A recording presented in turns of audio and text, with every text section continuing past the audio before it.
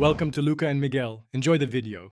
In this video, I will explain how to connect solar cells. We'll explore the fundamental principles behind wiring solar cells together to maximize their efficiency and output. Whether you're building a small project or a larger solar array, knowing how to properly connect your cells in series and parallel is essential for achieving your desired voltage and current levels. Let's dive into the details of these two primary connection methods. When you connect solar cells in series, you link the positive terminal of one cell to the negative terminal of the next, much like batteries in a flashlight. This configuration effectively adds up the voltage of each individual cell.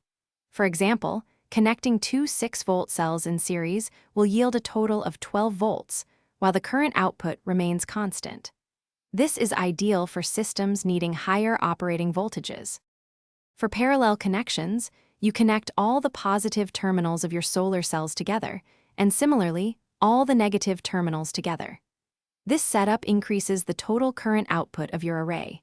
If you connect two 6-ampere cells in parallel, your total current will be 12 amperes, while the voltage stays at 6 volts.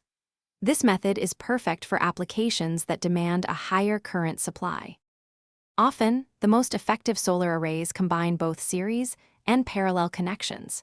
You can create several series strings to achieve a desired voltage, and then connect these strings in parallel to boost the overall current. This hybrid approach allows you to tailor your solar system to meet specific voltage and current demands, ensuring maximum power delivery to your inverter or load. It's a versatile way to optimize your energy production.